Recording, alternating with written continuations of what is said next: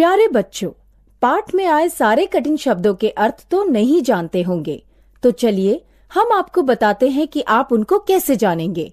पाठ में आए रंगीन शब्दों पर अपना कर्सर रोकिए, अर्थ आपके सामने है। समझ गए बच्चों? चलिए अब पाठ पढ़ते हैं। 7 सहेलियां। प्रस्तावना। भारत एक बड़ा देश है। पुराने जमाने में लोग दक्षिण से उत्तर भारत में जाते थे तो उन्हें वापस आने में 1 साल से ऊपर लग जाता था।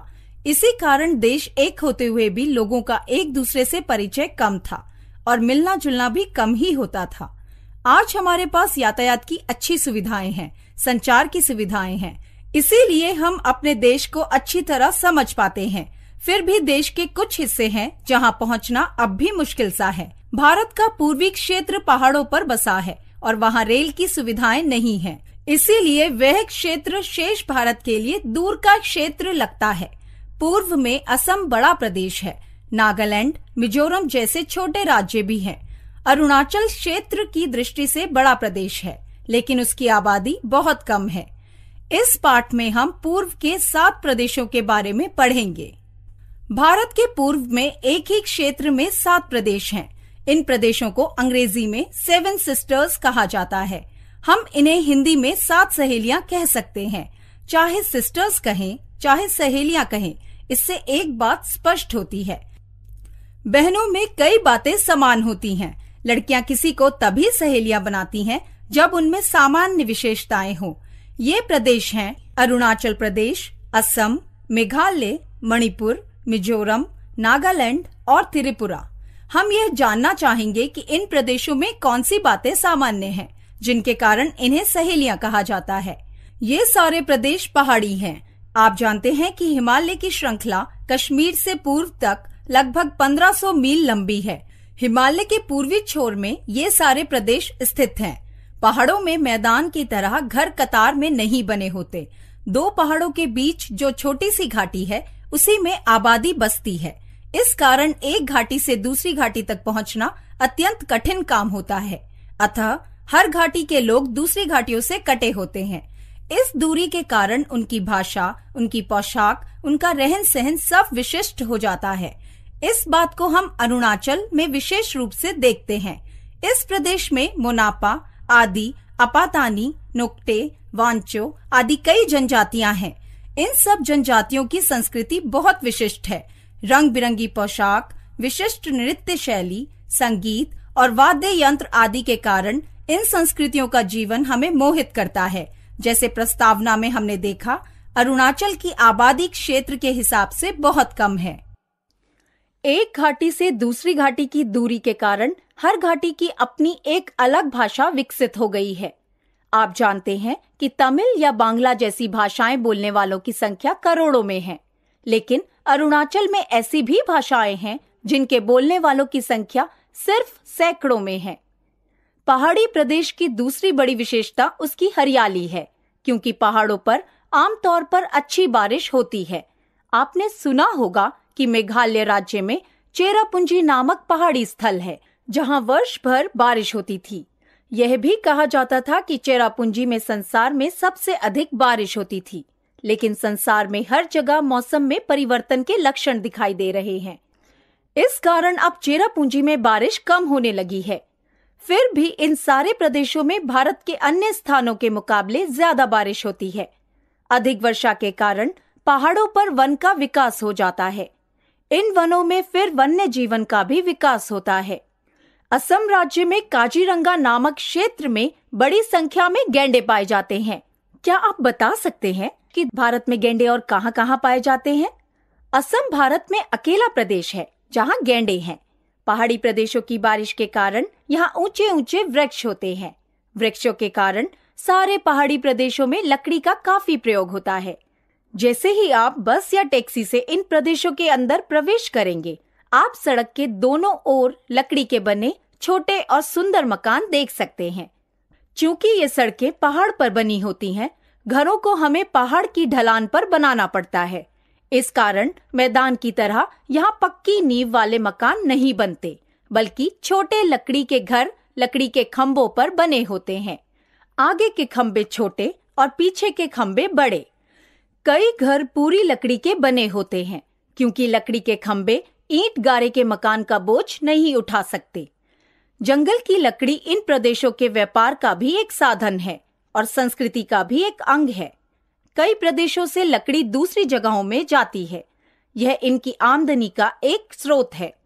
लकड़ी, जिसमें हम बांस को भी शामिल कर सकते हैं, यहाँ की संस्कृति का मूल आधार है।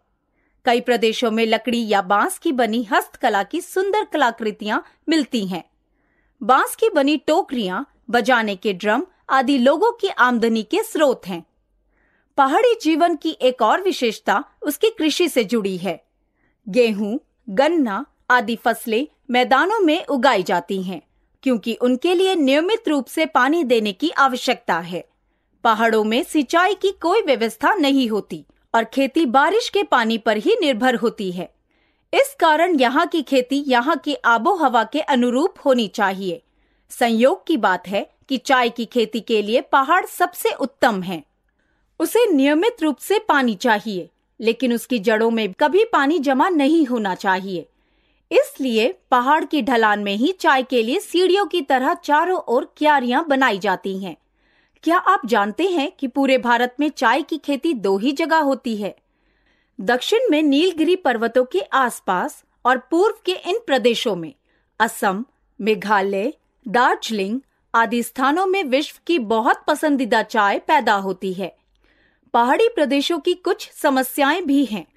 इन 7 प्रदेशों में केवल 2 जगह हम रेल से पहुंच सकते हैं। असम राज्य में गुवाहाटी तक रेल जाती है और नागालैंड में कोहिमा तक रेल जाती है, और सब जगह जाने के लिए लोगों को बस का सहारा लेना पड़ता है।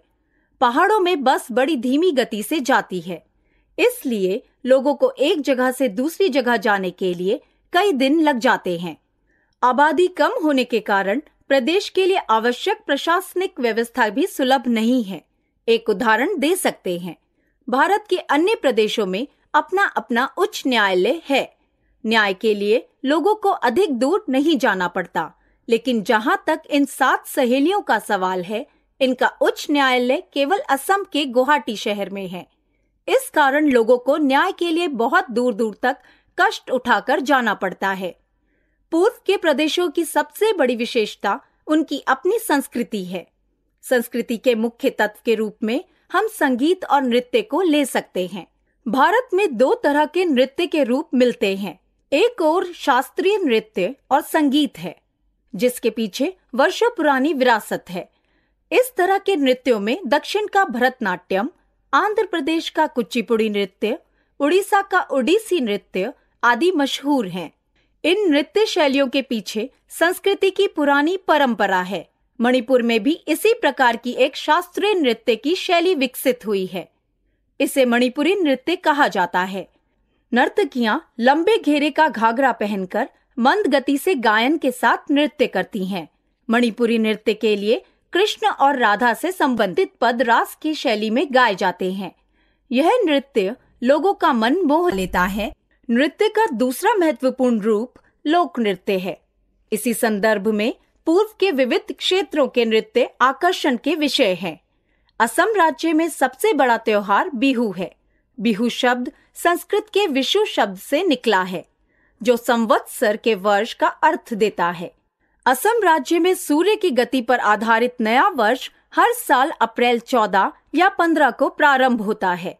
इस अवसर पर पूरे असम में रंगोली बिहू का त्योहार मनाया जाता है। यह त्योहार लगभग 1 महीने तक चलता है, जिसमें स्त्री पुरुष लोक धुन के साथ मस्ती से झूमते हुए नाचते हैं। असम में फसल काटने के अवसर पर 2 और बिहू के त्योहार मनाए जाते हैं। अक्टूबर में कोंगाली बिहू और भोगाली बिहू जनवरी में। इन अवसरों पर भी लोग खुशियां मनाते हैं और नाचते गाते हैं। इस प्रकार का एक उल्लेखनीय लोक नृत्य मिजोरम का है, जिसे बांस का नृत्य कहा जाता है। इस नृत्य में चारों तरफ लोग बांस की बल्लियां हाथ में लेकर उनका स्थान अदल बदल करते हैं। नाचने वालों को इन बांसों के बीच की जगह पैर रखकर नाचना होता है। अगर गलती से बांस बदलते समय पैर फंस जाए तो नाचने वाला नीचे गिर सकता है। इस तरह इस नृत्य में गति और कुशलता का सबसे अच्छा मेल दिखाई देता है। यह नृत्य देखने में अत्यंत रोचक लगता है। अरुणाचल आदि प्रदेशों में हर जनजाति की अपनी विशिष्ट लोक नृत्य की शैलियां हैं। वे अलग अलग पर्वों, त्योहारों और संदर्भों में सामूहिक रूप से ये नृत्य करते हैं। पूर्व के प्रदेशों के संदर्भ में हम कुछ विशेष बातें देख सकते हैं। यह प्रदेश प्राकृतिक दृष्टि से बहुत संपन्न है। कई प्रदेशों में लकड़ी और खनिज पदार्थों का अच्छा भंडार है। पहाड़ी प्रदेश होने के कारण वर्षा के पानी से बिजली पैदा करने की यहाँ बड़ी संभावनाएं हैं। असम राज्य में तेल का अच्छा भंडार भी उपलब्ध है। इन सब के बावजूद इस क्षेत्र में विकास कम हुआ है क्योंकि यहाँ यातायात, बिजली, पानी आदि सुविधाओं की कमी है। इस क्षेत्र के लिए भारत सरकार ने कई योजनाएं बनाई हैं जिससे इन प्रदेशों का विकास हो सके।